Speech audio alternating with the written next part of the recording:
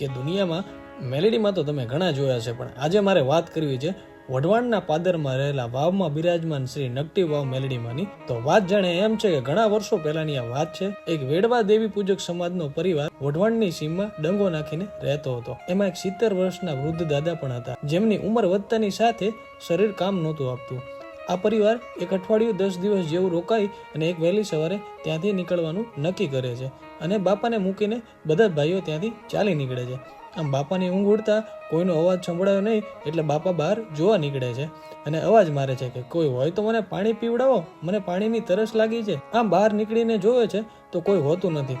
આમ એટલામાં એક 16-17 વર્ષની દીકરી પોતાના પિતા માટે ભાથું લઈને ત્યાંથી નીકળે છે અને બાપા દીકરીને જોઈને અવાજ મારે છે, બેટા દીકરી મને પાણી પીવડાવ, મને પાણીની તરસ લાગી છે. દીકરી બાપાને પાણી પીવડાવે છે અને ભાથું જમાડે છે. બાપા ના પાડે છે, અરે બેટા આ તારા પિતાનું ભાથું છે, મને કેમ જમાડે છે? તો દીકરી કહે છે, તમે જમી લો ને બાપુજી, હું તમારા પિતાજી માટે બીજું પણ બનાવી લઈશ. આમ દીકરી બાપાને એકલા સીમમાં જોઈને સવાલ કરે છે કે બાપા આવા ખરા ઉનાળામાં આ સીમમાં તમે એકલા કેમ?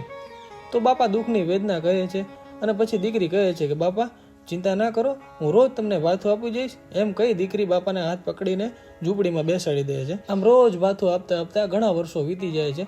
આમ દીકરી મોટી થવા લાગે છે અને દીકરીની એકવાર સગાઈ થાય છે અને લગ્ન નક્કી થાય છે. બાપના માથે તો મોટો દુઃખનો પહાડ તૂટી પડે છે અને બાપા વિચાર કરે છે, અરે રે આ દીકરી સાસરે જશે તો પછી મારું કોણ?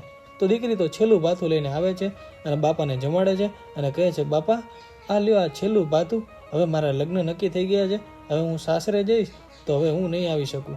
તો બાપા કહે છે, ભલે દીકરી સુખી થા, પણ સાસરે જાય એ પહેલાં એકવાર મને મળીને જાજે, મારે તેને કશુંક આપવું છે. પછી તો ઢોલ નગારા સાથે દીકરીની જાન લેવાય છે. જાન સીમમાંથી નીકળે એટલે દાદાને મળવા માટે જાન ઊભી રાખે છે દીકરી અને બાપાને મળવા માટે જાય છે અને બાપા દીકરીને જોઈને એકદમથી ભેટી પડે છે અને દીકરીના ખોળામાં એક લાલ કલરનું પોટલું મૂકે છે અને કહે છે કે દીકરી આ તારી રક્ષા કરશે અને હંમેશા તારી સાથે રહેશે. તો દીકરી તો પોતાના સાસરે ચાલી જાય છે અને ઓરડામાં પતિની વાટ જોતી હોય ત્યારે પતિ આવે છે અને પતિ આવીને જોવે છે કે પત્નીની પાછળ એક ડોશી બેઠા હોય એવું એને દેખાય છે.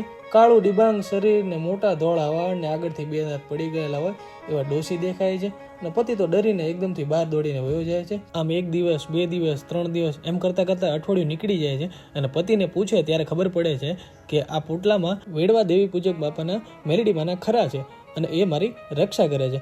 આમ માતાજીને દીકરી અરજ કરે છે અને કહે છે કે આવું ના કરશો માડી, આમ તો મારો સંસાર ભાંગી પડશે અને મારું કોણ?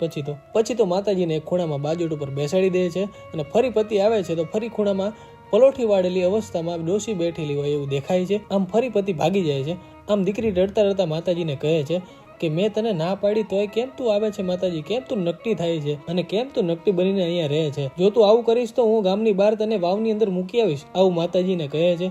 માતાજી કહે છે કે હું વેડવા દેવી પૂજકના વેણથી બંધાયેલી છું, તું મને જ્યાં રાખીશ ત્યાં હું રહીશ. પછી તો દીકરી સાસરિયામાં વાત કરે છે અને બધા માતાજીની શોભાયાત્રા કાઢીને વાજતે ગાજતે અબીલ ગુલાલ ઢોલ નગારા અને શરણાઈની સાથે વાવની અંદર માતાજીને બિરાજમાન કરે છે અને વાવમાં બેસાડીને માતાજીની પૂજા કરે છે. ત્યારથી આ વાવનું નામ નકટી વાવ પડ્યું છે અને ત્યારથી આ માતાજી નકટી વાવ મેલેડીમાં તરીકે પૂજાય છે. તો સુરેન્દ્રનગરથી જ્યારે પણ નીકળો તો વઢવાણના પાદરમાં શ્રી નકટી વાવ મેલેડીમાંના દર્શન એકવાર જરૂરથી કરજો અને એકવાર પ્રેમથી બોલી દો, જય મેલેડીમાં.